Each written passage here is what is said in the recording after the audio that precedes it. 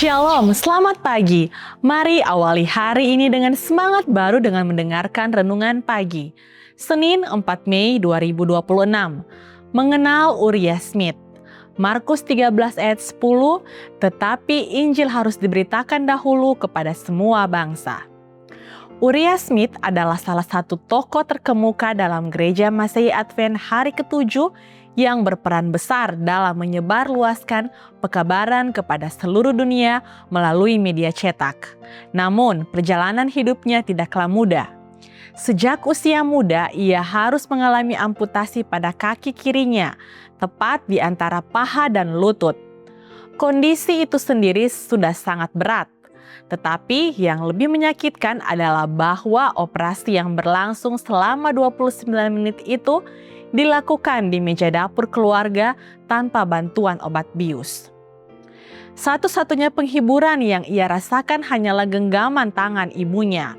Sungguh kisah ini mengingatkan kita bahwa masa lalu yang kerap disebut indah itu ternyata menyimpan penderitaan yang mungkin sulit kita bayangkan saat ini. Ibunya adalah seorang penganut gerakan Millerisme dan Uriah sendiri dibaptis oleh seorang ketua jemaat gerakan Millerisme pada musim panas tahun 1844.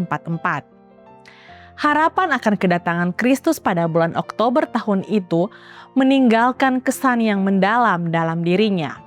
Namun, ketika Yesus tidak kunjung datang sesuai dengan harapannya, ia mulai meninggalkan iman akan kedatangan Kristus dan memilih untuk mempersiapkan masa depannya di dunia ini. Fokusnya terhadap hal-hal surgawi yang selama ini ditekankan oleh kaum Advent mulai memudar dari pandangannya. Pada usia 16 tahun, Uriah masuk ke Phillips Academy Exeter, New Hampshire, sebuah sekolah menengah swasta yang sangat bergengsi pada zamannya. Banyak tokoh-tokoh besar dari wilayah New Hampshire yang merupakan lulusan sekolah tersebut. Sebagai pemuda yang ambisius, Uriah berencana setelah lulus untuk melanjutkan ke Universitas Harvard, bercita-cita menjadi guru di salah satu sekolah tinggi terbaik di negeri itu. Ia memang memiliki kemampuan yang memadai untuk mewujudkan impian tersebut. Namun Tuhan memiliki rencana lain bagi pemuda cerdas ini. Demikian pula dengan ibunya yang terus berdoa. Dalam bacaan sebelumnya, kita telah melihat bagaimana saudara perempuan Uriah, yaitu Annie Smith, dituntun kepada iman Advent melalui doa ibunya, melalui mimpi yang diberikan kepada Annie dan Joseph Bates, serta melalui kegiatan penginjilan Bates yang penuh semangat. Annie bergabung dengan komunitas Advent penganut Sabat pada tahun 1852 dan melalui pengaruh sang kakak, Uriah yang berbakat itu pun mulai tersentuh.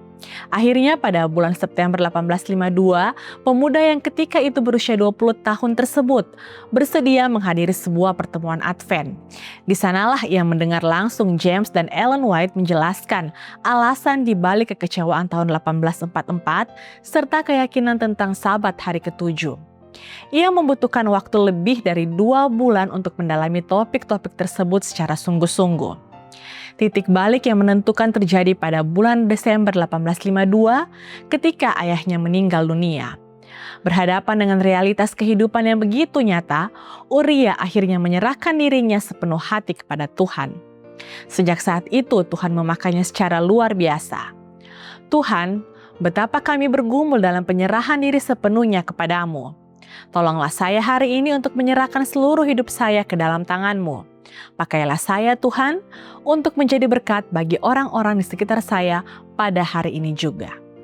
Kiranya renungan di pagi hari ini dapat menjadi kekuatan bagi kita semua dan menjadi perenungan kita sepanjang hari ini. Amin. Mari kita berdoa.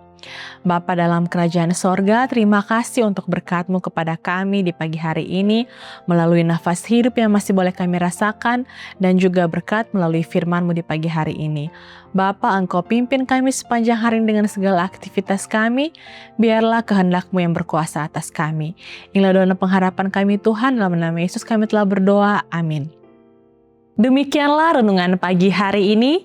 Silakan share video ini dan subscribe YouTube channel Cornelius Media dan follow kami di Instagram dan Facebook @corneliusmedia.